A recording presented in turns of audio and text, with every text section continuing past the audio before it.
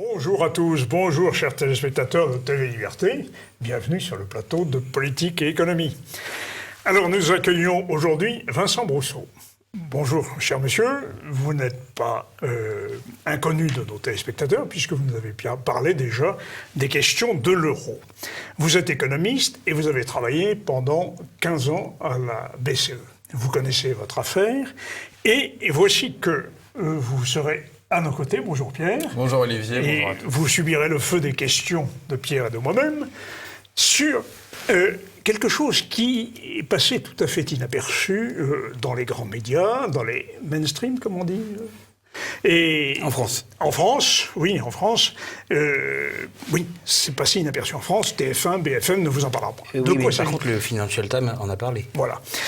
Il s'agit tout simplement d'une révolte des banquiers centraux contre la politique qui est menée par la BCE et en l'occurrence M. Draghi et probablement Mme Lagarde.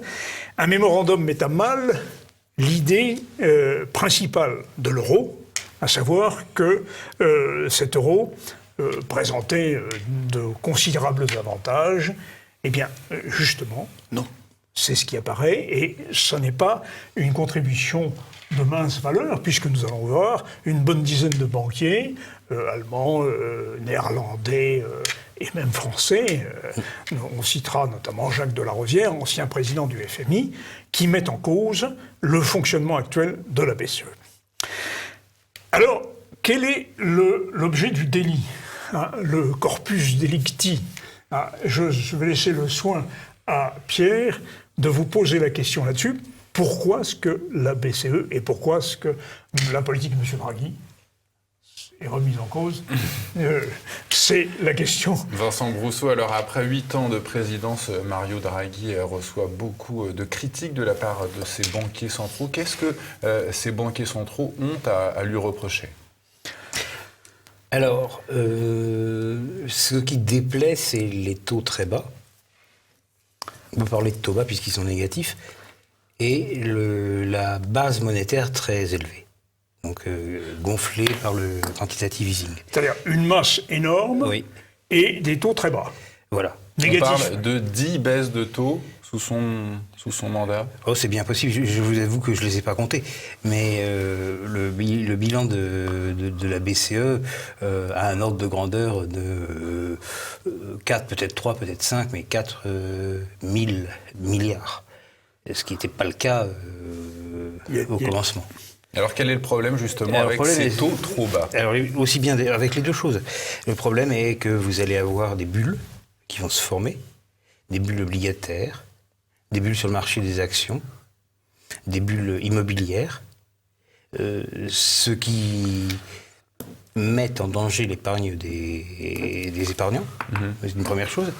Et puis, en plus de ça, vous commencez à avoir des problèmes sur tout ce qui sert le désir profond des épargnants, qui est de conserver la valeur de leur épargne sans prendre de risques. Ça devient plus possible puisque prenons par exemple l'assurance vie, que fait-elle? Eh bien, elle va s'adosser sur des titres d'État. Elle va donc collectionner des titres d'État. Mais si ces titres d'État commencent à présenter à leur tour un rendement négatif, comment peut-on conserver la valeur nominale de l'épargne des gens sans risque? La façon normale de procéder sans risque, c'est justement de stocker des titres d'État. Mais si eux-mêmes rapportent quelque chose qui fait moins que zéro, comment peut-on garantir Oui, bien sûr. L'instrument de réserve de valeur n'existe plus. Voilà. L'instrument de réserve de valeur dans l'œil de l'épargnant n'existe plus. Donc, ça provoque, les deux choses provoquent un certain mécontentement des épargnants dans tous les pays du Nord. Il y a également aussi le fait qu'il y ait cette prolifération d'entreprises dites zombies, d'entreprises qui ne meurent pas en réalité. Oui, c'est une conséquence. Voilà. C'est-à-dire expliquez-nous justement le principe de l'entreprise zombie, c'est une entreprise qui travaille à perte, mais elle est obligée de continuer parce que sinon elle n'a pas les flux financiers qui lui permettraient de se maintenir en vie. Et là, au contraire, le quantitative easing lui permet de se maintenir en vie. Et oui, il les aide, mais ce n'est pas forcément une bonne chose. Voilà. Je crois qu'il faudrait peut-être revenir à la définition la plus élémentaire de ce qu'est le taux d'intérêt. On nous apprenait à l'université, je ne sais pas si vous vous souvenez de cette définition, le taux d'intérêt rémunère et rationne l'offre limitée de capital. Oui. C'est-à-dire que il paye l'épargnant, celui qui prend le risque aussi, il paye le risque. Et puis, il rationne, c'est-à-dire qu'il indique la quantité disponible et son allocation la plus opportune, n'est-ce pas? Bon, or, aujourd'hui, à partir du moment où les taux d'intérêt sont négatifs, il n'y a plus, je dirais, ce cap, cette indication rationnelle de cohérence. En fait, du coup, les marchés deviennent fous parce que les gens eux-mêmes ne comprennent plus. Voilà, c'est ça. Les marchés deviennent fous, c'est ça. Et les gens eux-mêmes ne comprennent plus. Il faut quand même un petit peu réfléchir dans l'abstrait pour voir ce que veut dire un taux négatif. Et je vois encore plein de gens qui trouvent que c'est paradoxal, qui ne comprennent même pas ce que ça veut dire. Oui, Alors, un taux, par exemple, un taux de 1% par an. Oui. Eh bien, c'est que je vais vous prêter de l'argent, 100, et que dans un an, vous allez me rendre 101. Ben voilà. Ouais. S'il est négatif, c'est-à-dire que je vais prêter 100, et dans un an, vous allez me rendre 99. Ce qui peut déconcerter au Oui, c'est le moins qu'on puisse dire. Mais ces baisses de taux, Vincent Brousseau, est-ce que Mario Draghi avait-il réellement le pouvoir? En tout cas, il l'a fait, mais est-ce prévu dans les statuts de la BCE? Il n'y a pas dans les statuts de la BCE, tu ne mettras pas de taux négatif, ou tu limiteras la base monétaire. Parce qu'on avait parlé de nombreuses violations des statuts de la BCE. Il y en a, on va en parler. On va en parler, oui. Mais oui, il avait le droit de le faire. Je ne pense pas qu'on puisse lui intenter quelque chose de juridique. C'est pas la question. D'ailleurs, mais revenons-en donc un petit peu à ce fameux mémorandum qui s'inscrit dans un contexte plus large de rébellion. Voilà. Donc les signataires du document sont Hervé Hanoun, ancien premier vice-gouverneur de la Banque de France, quand même. Précisément. Donc c'était un N- de Draghi, parce que le gouverneur de la Banque de France est un N-1 de Draghi. Oui. Bon, et tous les autres noms que nous allons mentionner seront des N-1. C'est-à-dire le grade. Alors, Edmar Racing a été effectivement un N-1 puisqu'il a été membre du directoire de la BCE. Et il était d'ailleurs en charge de la direction générale de l'économie. Oui. Et il en a profité pour s'auto-intituler le chief économiste de la BCE, ce qui restait à ses successeurs. C'est-à-dire que le board member qui possède le directeur général Economics s'appelle le chief économiste. Il était avant Bundesbank, avant de venir à la BCE. Alors nous avons Klaus Liebscher, ancien l'Autrichien, lui. Oui, donc il a été gouverneur de la Banque centrale de l'Autriche. Et nous avons le camarade Schlesinger, dont j'ai eu l'opportunité de parler, parce qu'il n'en est pas à sa première crasse. Ah oui, c'est ça. L'année dernière, déjà, quand il y a eu cette révolte des économistes normaux, enfin pas des banquiers centraux, un truc signé par 153 économistes, dont j'ai peut-être parlé avec vous, non? Oui, nous avons évoqué au moment où nous parlions de la sortie furtive de l'euro. Son nom à Schlesinger figurait sur la liste. Oui. Mais avant, il avait fait quelque chose de pas bien. Qu'avait-il fait? C'est lui qui a attiré l'attention de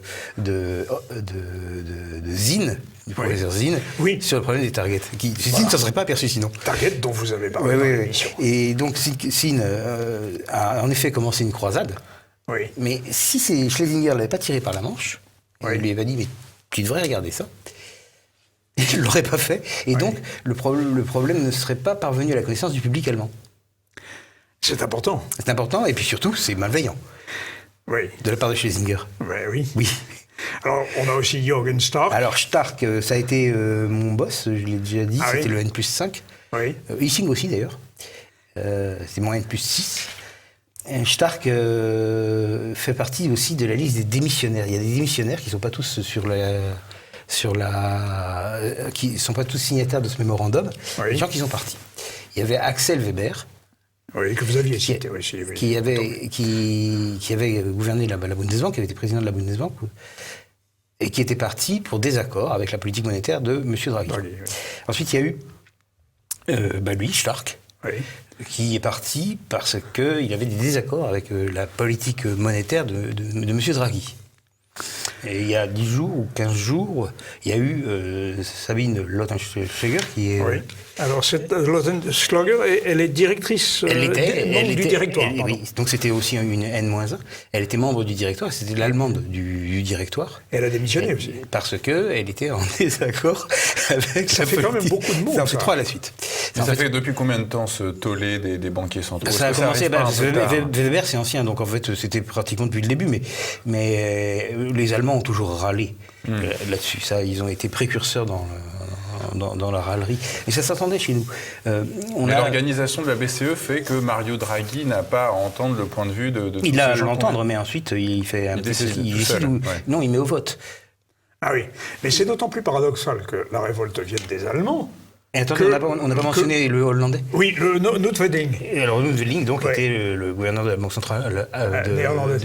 Mais on nous a souvent dit que les Allemands avaient bénéficié de l'euro. Mais ça, c'est pas vrai. Alors justement, c'est ça le problème. C'est pas vrai, parce qu'en fait, en quoi en auraient-ils bénéficié? Ils en auraient bénéficié parce qu'ils seraient devenus des champions du monde de l'exportation. Oui. Mais enfin, ils sont champions du monde de l'exportation parce qu'ils exportent vers la zone euro. Oui. Et c'est surtout ça qui fait qu'ils sont champions du monde de l'export. Et quel est le but d'exporter? C'est pas de gagner un titre de compétition, je suis le meilleur exporteur, on s'en fiche. C'est de gagner des sous. Oui. Et là, ils ne gagnent pas des sous, sinon de manière fictive. Ah oui. Regardez ce qui se passe au niveau de l'Allemagne.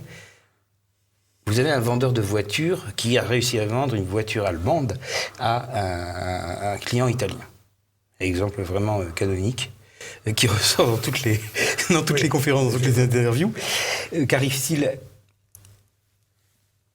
à ce vendeur de voitures? Eh ben, il touche le prix de la voiture et il est content. Mais qu'arrive-t-il au niveau du pays tout entier, de l'Allemagne tout entière? Non. Parce que, en fait, ça n'est pas un Italien ou une institution italienne qui a payé. C'est la Bundesbank qui a payé. Le vendeur de voitures. Et donc, ça se rattrape, quoi. Enfin, la somme des deux, c'est... Et par quel biais a-t-elle payé? Eh ben, elle a payé en créditant C'est ça. En créditant le compte bancaire du vendeur de voitures. Voilà. Ça, d'accord. Mais au total, qu'est-ce qui est entré en Allemagne en fait d'argent? Uniquement des créances Target.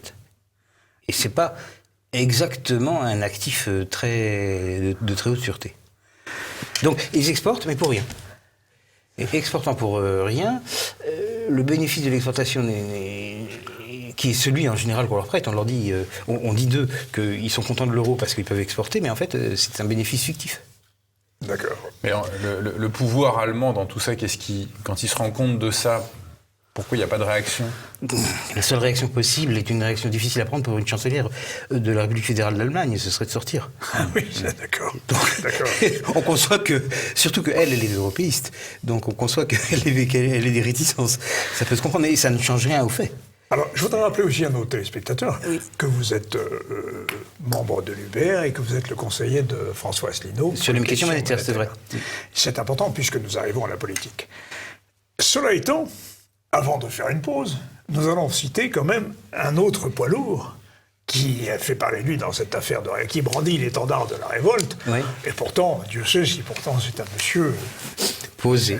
Il s'agit de Jacques Delarosière, oui. ancien gouverneur de la Banque de France, ancien président du FMI, qui lui aussi dit que ça ne va plus. Oui, c'est exact. Rien ne va plus. Il a dit en fait que... Oui, il a laissé entendre que bien qu'il n'ait pas signé le mémorandum, oui. Il était d'accord avec, et il y en a un autre dans ce cas. Je ne voulais pas les nommer parce qu'ils n'ont pas signé. Oui. Mais ça porte la liste avec les fugitifs, les signataires, ça porte la liste des banquiers centraux de premier rang, tous des N-1, sauf Hanoun, à 10. Oui. 10 poids lourds qui se révoltent contre le... Oui. Donc c'est qu'il y a une raison. Enfin, en général, quand c'est moi qui dis « mais l'euro ça marche pas, il y a des problèmes », je peux n'être pas pris très au sérieux parce que je ne suis pas moi-même banquier central de premier niveau. Mais s'il y en a 10... Oui. Hein 10, N-1, comme vous dites. Oui, enfin 10 N-1 ou N-2. Enfin, ouais. C'est peut-être vrai. C'est sérieux. Ouais. Ça commence à être sérieux. Ça commence à être sérieux. Donc, après la pause, on va voir qu'est-ce qu'il y a de si mauvais. Voilà. C'est exactement ce que je voulais proposer à nos téléspectateurs, à vous-même. Pause.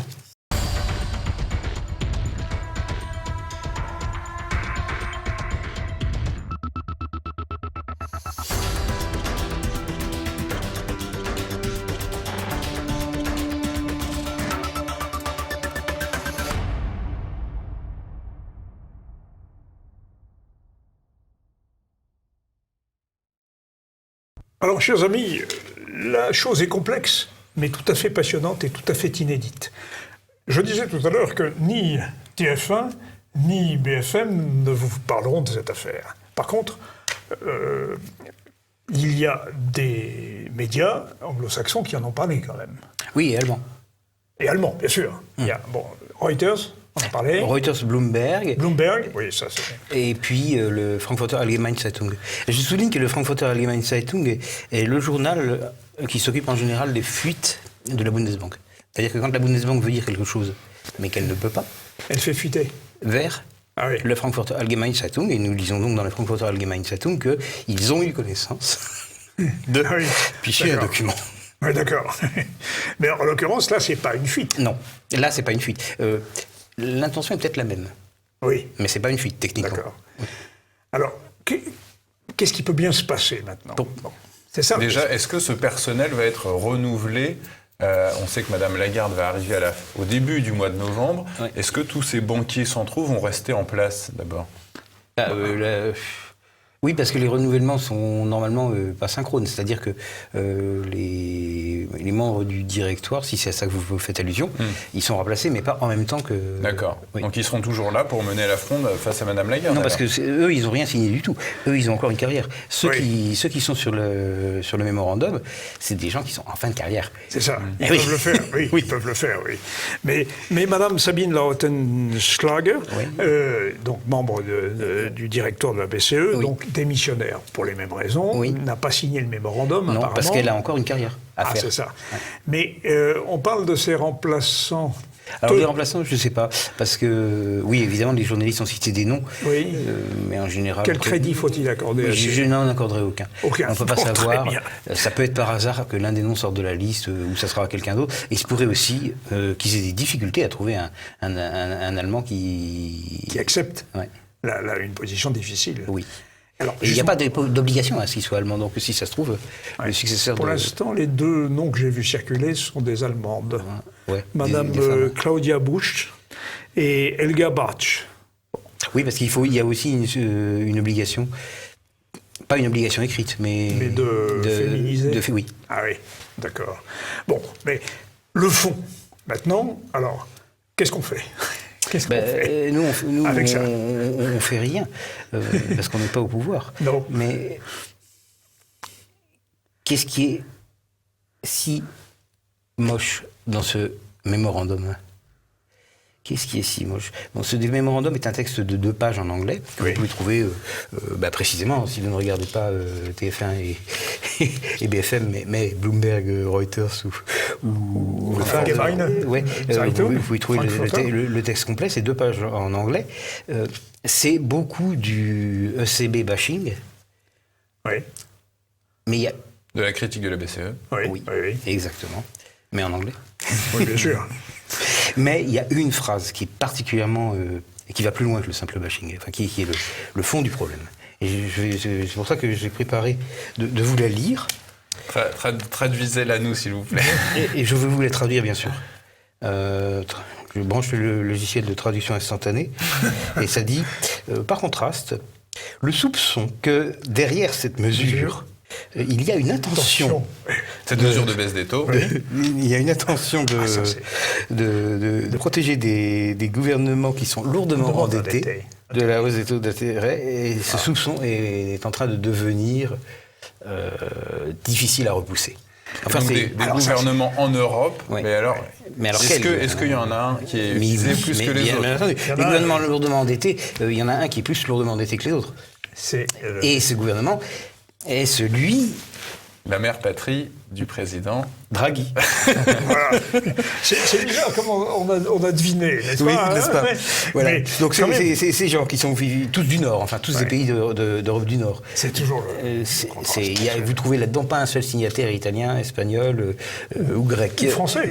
On ne voit pas. Il y a Hanoun quand même. Hanoun, oui, pardon. Oui. Mais on voit pas, par exemple, M. Villeroy de Gallo dans le même. Non, mais lui, il n'a pas fini sa carrière. C'est ça. Oui. C'est ça. Il a encore peut-être des espoirs de faire quelque chose d'autre après. Donc. Et puis peut-être, ça se peut, peut-être ils ne partagent pas les vues de ce mémorandum. Qui sait. Et après tout, il y a des européistes dans le lot et ceux-là vont être vent debout. Je crois qu'il est important de répéter la phrase. Oui, alors je vais la répéter. En revanche, il est de plus en plus fondé de soupçonner que cette mesure repose sur l'intention de protéger les gouvernements lourdement endettés de la hausse des taux d'intérêt. Oui. C'est quand même... Ça veut dire la chose suivante. Il y a un gouvernement qui est dans la panade, gouvernement italien donc, Oui. qui ne pourrait pas survivre, le mot est un peu fort, mais qui aurait d'énormes difficultés si jamais les taux devaient monter, des difficultés de financement pour lui. C'est-à-dire qu'il ne pourrait pas joindre les deux bouts. Et que, pour venir en aide à ce gouvernement, le président de la BCE a causé des ennuis et des inconvénients chez tous Tout le les système. membres. Oui, bien sûr. C'est les inconvénients et les ennuis dont nous parlions au début, c'est-à-dire une désorganisation totale de l'économie, un risque pour les épargnes des épargnants. Et quand l'épargnant n'est plus sûr de lui, ne sait plus quoi faire, eh ben, ça met en danger toutes les procédures toute la possibilité de trouver du financement, parce que les autres, ceux qui ont besoin d'argent, en fait, ils s'adressent aux épargnants. Ben oui, Oui. bien sûr. La règle... Par ailleurs, on entre dans un système illogique avec les taux négatifs que personne ne comprend. Et ce n'est quand même pas bon quand tous les acteurs d'une économie cessent de comprendre ce qu'ils font. C'est ça. Alors, Parce que ça conduit à des décisions irrationnelles. Et puis on a une paralysie complète du système. Et ça finit par provoquer une paralysie totale du système. Et ça pour toute la zone euro. Et on n'a pas hésité à faire ça juste pour sauver un pays. Cette aide, Vincent Brousseau, de la BCE à l'égard donc de l'Italie, est-ce qu'on ne peut pas faire un comparatif avec ce qui avait été fait avec la Grèce quand la BCE avait encouragé le gouvernement grec à camoufler ses comptes pour avoir les subventions européennes? Enfin, c'est... Non, c'est Goldman peut-être Sachs. que... C'est Goldman Sachs. C'était un président de la BCE, ancien de Goldman Sachs, qui avait... Draghi. Voilà. C'est Draghi? Non, on ne peut pas. Parce que d'abord, Draghi n'a pas participé à cette histoire grecque quand il était à Goldman Sachs, je veux dire. Ouais. D'accord, oui. Il dit... Il dit, mais c'est plausible, parce que Goldman Sachs s'occupe quand même de beaucoup de choses. Oui. Et un ancien de Goldman Sachs... fait fausse route. Oui, mais en revanche, la Grèce vient d'emprunter 473 millions. Millions, oui. À 0,02%. Ce qui, pour elle, est une bonne chose, certainement. Oui, mais c'est que ça continue, donc. Oui, mais c'est une petite somme, 473 millions. Non, mais le truc vraiment nocif, quand vous pensez à qui sont les signataires, c'est que ça veut dire que l'Union économique et monétaire, qui est censée être là pour l'avantage de tous, n'est pas pour l'avantage de tous, mais pour le détriment de tous et l'avantage de un. C'est-à-dire que l'argument numéro un de la propagande européiste, qui est de dire « mais l'union monétaire sera à l'avantage de tous », est mis en contradiction non pas par moi, mais par les 6 signataires du mémorandum, qui ont un certain poids quand même. Donc pour qu'ils aient osé dire ça, il faut qu'ils soient vraiment énervés. On peut parler de glasnost. Non, là on peut parler de transparence, en tout cas de gens qui ouvrent leur bouche. On peut parler de crise de rage. Ouais. Oui, c'est ça, ils sont furieux. Oui. Ils sont furieux. Et d'autant qu'à partir du moment où je reprends encore les termes, on veut sauver les gouvernements lourdement endettés de la hausse des taux d'intérêt, s'il s'avérait qu'ils remontent, c'est une intervention. Au fond, c'est une forme d'aide au déficit public. Oui, alors ça fait partie de l'argumentaire du mémorandum qui en effet souligne ce point.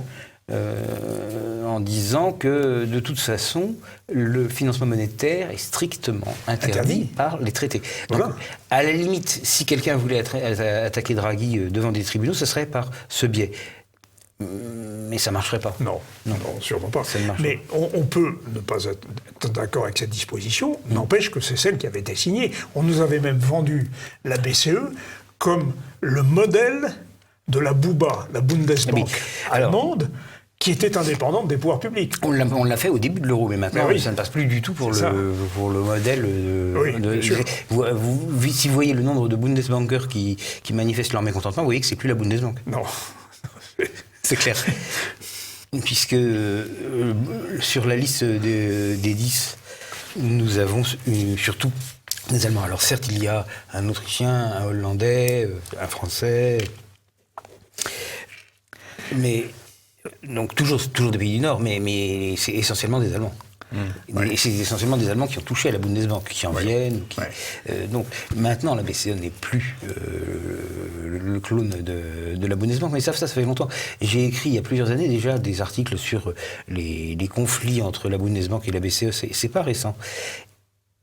C'est pas récent et ça se voyait quand j'étais à la BCE. Oui. C'est-à-dire, ça recommence à remonter parce que j'ai dû quitter il y a 6 ans. Mais ça se voyait, on savait, on voyait, on entendait que les collègues allemands n'étaient pas contents. Ouais. On a surtout des téléconférences audio. Il est rare qu'on fasse des téléconférences en vidéo. On fait des réunions physiques. Donc on voit la tête des gens. Mais le principal outil de communication, ça restait, enfin, quand j'y étais en tout cas, les téléconférences qui sont audio. Et il est très net qu'à partir de 2010, nos collègues Bundesbanker sont devenus, d'un seul coup, de mauvaise humeur, grincheux, jamais coopératifs, toujours râleurs. Et c'est à cause de cette politique de baisse du taux. C'est à cause du fait qu'ils avaient cessé de croire que la BCE était un clone de la Bundesbank. Et sans doute ça avait été l'intention au début, mais là ça ne l'était plus. Et oui, non, si vous cherchez dans le calendrier, ça a commencé avec les targets, mais c'est lié ces trucs. Oui, mais ils ont quand même été intuitifs. Parce que, de fait, les taux d'intérêt très bas ont un effet de destruction du système bancaire et financier. Oui. Ça se répand comme des métastases. Non, mais je ne dis pas qu'ils ont eu tort. En l'occurrence, il y a un conflit et je ne prends pas parti. Oui, je décris un conflit. Vous décrivez. Je décris un conflit et je dis que ce conflit est devenu aigu quand il y a eu la prise de conscience du problème de target, et qu'il était... qu'on ne pouvait pas en douter parce qu'on entendait les voix des gens. Oui. On savait qu'ils n'étaient jamais... Et alors, Vincent Brousseau, cette baisse de taux, elle intervient alors que tout le monde parle de reprise de la croissance, de baisse du chômage. Oui, mais puisque c'est pour aider le gouvernement italien. Ah oui. Et c'est pas possible de faire autrement parce que le gouvernement italien est effectivement dans une situation critique, donc avec des taux hauts, il s'en tirera pas. Donc c'est ça en fait l'objectif. Est-ce que la France ne serait quand même pas elle-même impactée parce que là, la France va lever cette année 270 milliards. Non, la France, non. La France, c'est une signature très bonne. Oui, c'est ce que tout le monde nous dit, mais... Mais oui, c'est un fait. Est-ce qu'on, à force d'abuser d'une très bonne signature... Si, mais jusqu'à quand, quoi jusqu'à quand je dirais que la France a une réputation qui, heureusement, ne tient pas simplement aux politiques désastreuses de ceux, je pensais aussi à deux précédents, à Sarkozy et à Hollande. La réputation de la France comme emprunteur se base sur la réputation de la France comme économie efficace, État de droit efficace, État bien construit, bon payeur, État bien payeur. L'efficacité du système de collecte des impôts. L'efficacité du système de collecte des impôts, oui. C'est ça la signature de la France. C'est vous et moi, cher monsieur. Oui, enfin, c'est pas vous, c'est pas uniquement vous et moi, parce qu'on serait italien, on pourrait avoir un petit peu plus de doute sur l'efficacité du système de collecte d'impôts. Oui. Et vous seriez grec et moi aussi, on pourrait avoir. Voilà. Oui. Mais ça fait partie, tout ça, du fait que l'État est bien organisé, et puis il l'est depuis des siècles, et ça joue sur l'appréciation de la signature que se font les épargnants du monde entier. Donc, je ne voudrais pas rationaliser complètement pourquoi la signature de la France est bonne, mais mon sentiment, c'est que ça va durer. Ah bon. Et effectivement, il pourrait y avoir la tentation d'abuser. Oui. Mais la signature de la France, c'est quelque chose de... C'est pas celle de l'Allemagne, mais c'est quand même du béton armé. Alors pour revenir à M. Draghi, il y a un observateur suisse qui s'appelle Félix Zollauf, qui publie une lettre, qui a été un financier très reconnu, qui publie une lettre dans laquelle il accuse carrément M. Draghi d'être le pire criminel. On peut accepter de considérer cette politique comme criminelle ? Ou est-ce que Draghi est un vrai patriote qui veut aider son pays ? Ça pourrait être les deux. Ça pourrait être les deux. Parce qu'on peut être patriote et criminel à la fois. Ça dépend de ce qu'on fait. Et je pense que les deux sont exagérés. Oui. Draghi n'a pas violé la lettre de la loi, je ne crois pas. Donc c'est pas un criminel. Les conséquences de la politique de Draghi pourraient être suffisamment importantes pour que à l'avenir, on le raconte comme ayant été un criminel. Oui. Parce que ce qu'il a fait est dangereux. Et dangereux pour qui ? Pour essentiellement la population générale. Oui. Pour les Européens. Oui. Ben oui, mais Pas les élites, vous et moi. Pierre, si vous avez 3 sous Mais et que vous voulez les porter à la banque, la banque va vous faire payer on pour les prend, déposer. Oh, il y a d'autres choses aussi qui ont été désorganisées. Songez que maintenant, il est possible aux banques de se servir dans votre compte, Ben voilà. ce qui n'est pas non plus très agréable pour la population En générale. cas de crise, oui. En cas de crise. Mais qui définit quel est le cas de crise C'est ça. Bref, tout est cassé par rapport à comment c'était avant. Oui. Et Draghi emporte une lourde part de la responsabilité qui n'est pas entièrement de lui. Mais disons qu'il a rien fait pour arranger les choses. Mais c'est surtout le soupçon. Comment il disait ça, le soupçon de Suspicion as Growwood. Le soupçon qu'il ait fait ça pour servir son pays contre les autres membres de l'Union économique et monétaire qui risquent de le faire vraiment haïr. Même si ça ne suffirait peut-être pas à le jeter devant un tribunal. Alors, nous allons faire une nouvelle pause, mais la question se pose de savoir si Mme Draghi va continuer à faire des bulles. Madame Lagarde. Pardon, j'ai marié Mme Lagarde avec M. Draghi. Mais vous avez très bien fait, les rumeurs à la BCE sont les suivantes. Si on écoute Radio Moquette BCE... Radio Moquette BCE, tiens. Eh bien... vous savez que pardon, moi aussi je le fais. Vous savez que Lagarde n'est pas vraiment une spécialiste de la finance et de la Banque centrale. Plutôt juriste. Mais en plus, c'est une amie personnelle de Draghi. Aïe.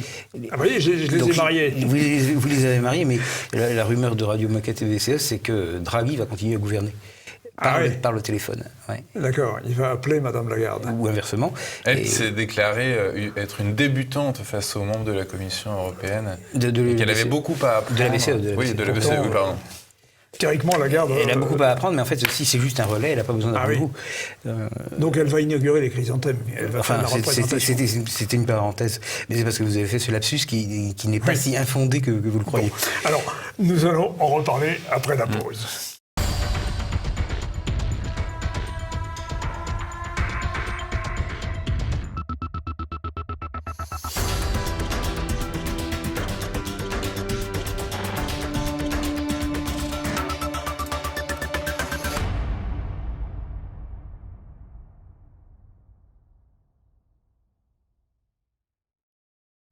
Toujours en compagnie de Vincent Brousseau, le conseiller UPR en économie. Vincent Brousseau. Des affaires monétaires, parce que les affaires monétaires et de la sortie de l'euro également. Pardon, pardonnez-moi. L'un des membres de la BCE affirme qu'il y a clairement un loupé de la politique monétaire sur l'inflation qui est actuellement de 0,8, l'objectif étant d'atteindre 2%. Pourquoi 2%? D'où vient ce pourcentage, ce taux? Pourquoi faut-il l'atteindre pour avoir une inflation correcte? Alors, en fait, c'est purement religieux. Ça existe depuis l'origine des temps. C'est-à-dire, quand la BCE a été fondée, son mandat était que l'inflation devait être proche, mais inférieure à 2%. Ça, c'est une phrase rituelle. C'est-à-dire que c'est une croyance. C'est plutôt un mantra. C'est plutôt un mantra, oui, c'est ça. Ouais. C'est-à-dire qu'on fait comme ça, on n'en bouge plus pour la nuit, pour l'éternité. Ça devrait fixer les anticipations d'inflation, les empêcher de déraper. Donc on choisit de dire ça et on n'en bouge plus jamais. Et alors, à l'origine, vous noterez que c'était asymétrique, parce que c'était proche de, mais inférieur à. Il y a maintenant des discussions comme quoi on pourrait faire juste proche de. Oui. Parce que c'est très curieux ce mantra. Mais déjà, c'est une modification du mantra, et il y a des gens qui protestent contre. Parce qu'en effet, l'idée du mantra était qu'on ne change jamais le mantra. Pas d'un iota, vous ne toucherez pas à la loi d'un iota. Et comment est-ce qu'on fait bouger ce taux de la BCE concrètement? Qu'est-ce qu'un banquier central fait pour faire augmenter son taux d'inflation? Il y a 3 taux de politique monétaire que c'est lui qui décide. Donc il y a des réunions régulières. De montant, ça devait être tous les mois ou toutes les 4 semaines, quelque chose comme ça. Et maintenant, ça pourrait être plutôt toutes les 6 semaines. Mais lors de ces réunions, ils votent. Ils disent, alors, ce taux numéro 1, on le bouge pas, on le met à telle nouvelle valeur, on le laisse là où il est, taux numéro 2, taux numéro 3.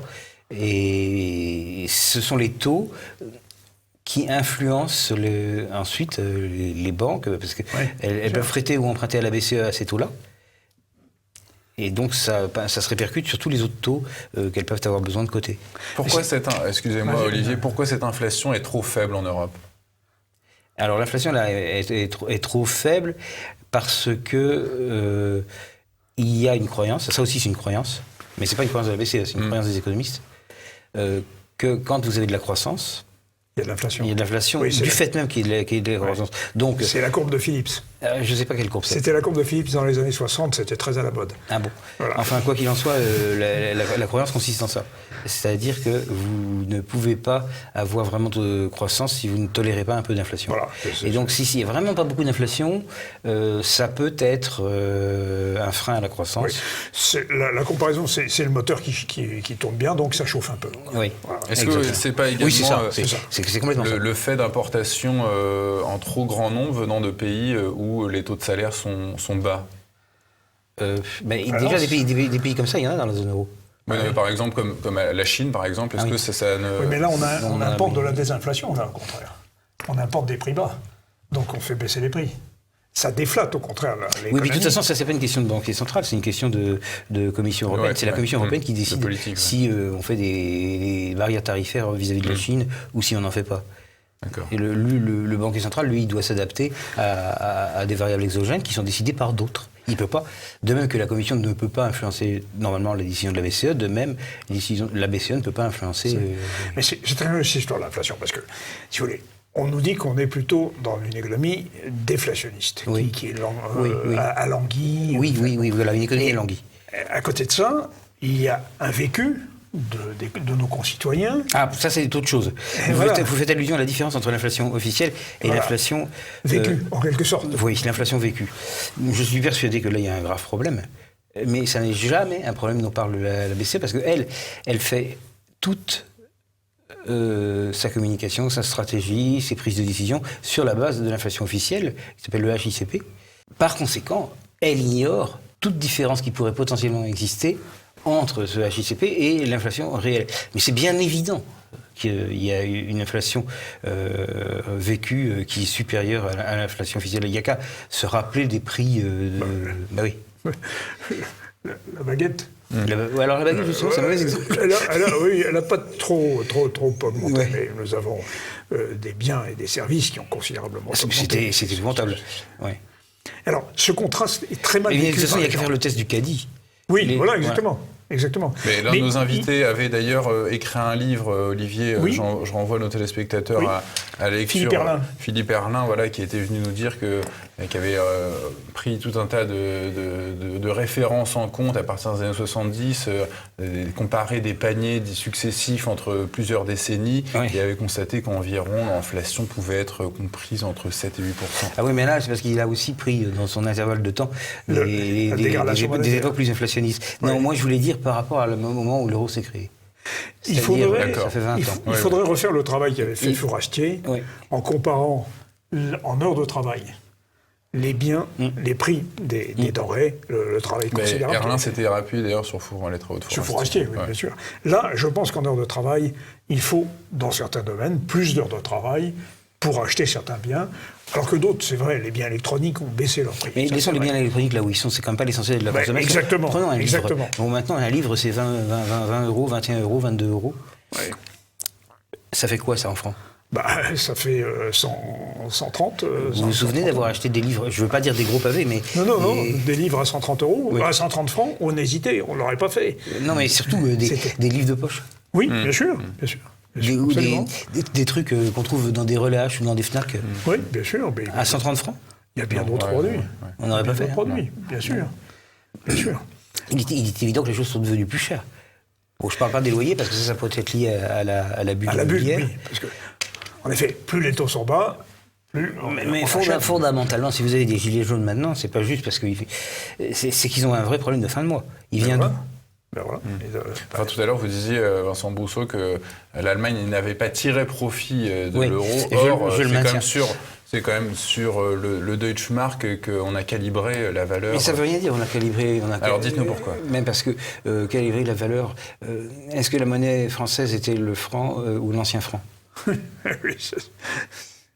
Oui. Bah, c'était le franc, non? Et pourquoi c'était pas l'ancien franc? C'était tout autant. Il suffisait de rajouter 2 zéros. C'est la même chose. Et Pierre n'a pas connu. Enfin, ce que je veux dire, c'est que si vous multipliez par une constante, Oui. mais que vous multipliez aussi que vous divisez tous les prix par la même constante, etc., c'est rigoureusement neutre. Dans les années 90, la Russie a fait sauter 2 ou 3 zéros du rouble. Je crois que c'était 3 zéros. Oui. Mais en soi, ça change rien. Ça veut juste dire que les 3 zéros seront plus sur l'étiquette du prix, et puis ils seront plus sur le nouveau billet de 10 000 qui est maintenant un billet de 10. Est-ce que c'est le nouveau rouble ou l'ancien rouble qui est la monnaie de... Mais en fait, c'est la même. C'est juste une convention d'expression qu'on mette les zéros ou qu'on les mette pas. Alors justement... Donc, ce que j'essaie d'expliquer à Pierre, c'est que la constante multiplicative en elle-même ne change pas, et que donc on n'a pas calibré, je reviens à ce qu'il disait, la monnaie, la valeur de l'euro sur le marque allemand. Ce qu'on a fait en réalité, c'est qu'on a dit à un moment, on regarde quels sont les cours mutuels de toutes les devises. Bon, elles sont temps, on prend une photographie, clic. Et puis Enfin, le franc, c'était 6,50. 6, ouais. Le Deutschmark, c'était quand même pas autant. 3. C'était 2. Non, mais c'est pour ça que évidemment, puisque D'accord. au moment précis où ça s'est produit, le Deutschmark valait 3,41. 3 Donc francs. il fallait que ça soit cohérent. Mais au départ, c'était un marque pour un franc. Hein. Quoi? Ah non, mais là, vous parlez pas du tout de la fondation de l'euro. Vous parlez de... Oui, bah, lorsque Erhardt voilà. met en place le Deutschmark. Un demi-siècle plus tôt. Oui, c'est vrai, en Mais, 49. donc c'est pas ce à quoi il faisait allusion, je crois. Ouais, non. Mais d'ailleurs, c'était même moins que 1. C'est, je pense, que le marque du début valait 0,80. Non, l'inverse. Le franc faisait... le franc était plus haut. Oui, Un franc. un petit peu plus haut, oui. Oui. Bon. Peut-être qu'on pourrait passer à un autre thème, Olivier, qu'on voulait aborder, à savoir la disparition du cash. J'avais revisionné une vidéo de vous, Vincent Brousseau, Oui. où vous disiez que la BCE s'était exprimée contre la disparition du cash. Oui. Expliquez-nous pourquoi la disparition du cash serait dangereuse pour les Ça serait consommateurs. pas forcément... Ah oui, pour les consommateurs, oui, ça pourrait être embêtant. Parce qu'il y a des catégories de consommateurs qui n'ont pas accès à autre chose que le cash. Un SDF, Oui. un enfant, Oui. un interdit bancaire. S'il n'y a plus de cash, ça commence à poser problème. Il meurt. Non? Bien Oui, sûr, enfin, bien sûr. Voilà. Donc il y a quand même des gens qui, de toute façon... Puis il y a aussi autre chose. Si vous dites je vais remplacer le cash par un machin électronique, mettons, Oui. ben, ça veut dire que ça devient une obligation de facto d'avoir un ordinateur et une connexion Internet qu'il faut payer. Ouais. Mais ça, c'est pas constitutionnel. Pourquoi j'ai priver- entendu... vous pouvez pas C'est Ouais, pas bien sûr. constitutionnel. Bien en sûr. effet. Mais enfin, quand la BCE s'est exprimée contre, elle n'a pas parlé de constitutionnalité, mais l'esprit était le même. Et j'ai dit la BCE dans cette conférence, mais en fait, il y en a deux. Il y en a une autre qui s'est exprimée contre. C'est la Bundesbank. Oui, parce qu'en Allemagne, on paye beaucoup en cash. Et puis parce Beaucoup qu'il y a une raison profonde qui est que les banquiers centraux font le cash. Donc, Oui, c'est une de leurs prérogatives. c'est une de qui leurs sauterait, prérogatives. C'est-à-dire qu'une banque centrale ne peut pas souhaiter la disparition du cash, Se tire une balle dans le pied, quoi. pas plus qu'un cordonnier ne pourrait souhaiter la disparition Des lacets. ou des chaussures. Des clous, ou des... enfin, Non, mais des chaussures même. Ouais, bien sûr. Oui, parce Donc, que- ça n'existe pas, ça. Je crois que pour nos téléspectateurs, il faut leur dire que le système européen, Oui. le système européen des banques centrales, le SEBC, Oui. fonctionne avec la BCE, mais les banques. Non, l'eurosystème alors. Oui. Oui. Les banques continuent d'exister Oui. et elles ont le privilège de l'émission fiduciaire, n'est-ce pas? C'est-à-dire de la fabrication des billets. Alors les banques centrales. Les banques centrales, Oui. en effet. Hein. Elles ont le privilège de n'importe quoi qui a cours légal et forcé. Voilà. C'est-à-dire, en l'occurrence, à l'heure où nous parlons, il n'y a que les billets et Oui. les pièces. Non, pas les pièces, justement. Ah oui. Mais c'est un contre-exemple, parce que les pièces, c'est émis par le Trésor public en France, Bercy. Enfin, ça dépend des pays. C'est Oui. pas une règle absolue, mais je crois qu'en Allemagne, c'est le cas aussi. Mais laissons les pièces là où elles sont, elles ne représentent pas grand-chose. Oui. Donc, au moment où nous parlons, nous avons les billets et puis les comptes que les banques commerciales, les banques de seconde, ouvrent à leur banque centrale. Donc, Ah tout ça, c'est... Et puis, bien entendu, que les gouvernements ouvrent à leur banque centrale, que les nations étrangères ouvrent auprès Oui, de vous nous. voulez dire que, Ah. pour bien comprendre la chose, c'est Oui. que le gouvernement français a un compte auprès de la Banque centrale, c'est Ah oui, normal, oui. mais la BNP a un compte Auprès de la Banque BNP, centrale auprès de la aussi. Banque centrale, la Société C'est Générale ça. a un compte. Alors, le contenu de tout ça, c'est du cours légal et forcé, c'est-à-dire de l'argent légal. Et ce que je voulais dire, c'est que s'il y avait un autre moyen, un autre support pour ce cours légal et forcé, ça serait aussi du ressort de la Banque centrale. C'est-à-dire si un jour il y avait une monnaie électronique qui aurait cours légal et forcé, ça serait aussi... Alors, elle ne pourrait pas avoir le blockchain parce qu'elle ne pourrait pas avoir le mining. Et elle ne pourrait pas avoir le mining parce que la taille de la base monétaire doit être contrôlée par la Banque centrale et par elle seule. Et que le mining fait bouger la base monétaire. Donc, ça ne serait pas une crypto à strictement parler. Mais imaginons qu'il y a un médium électronique qui est cours légal et forcé. Théoriquement, je parle en théorie, ça serait encore du ressort de la Banque centrale et pas du tout du ressort du privé, d'une banque commerciale, d'une association. Du numérique public. Plus que public. Banque centrale, oui. Banque centrale, oui. Vincent Brousseau, qui aurait intérêt, on assiste en ce moment à une dématérialisation des services bancaires, à une dématérialisation aussi de la monnaie. Oui. Alors, je ne sais pas si vous allez nous répondre, mais qui a intérêt justement à cette dématérialisation? C'est par exemple... Visa. Ou alors Mastercard. Oui, c'est pas très compliqué à trouver. Mais la différence entre Visa et Mastercard, à ma gauche, et la Bundesbank et la BCE, à ma droite, c'est que celles qui font la loi, c'est celle-là. C'est pas Visa et Mastercard.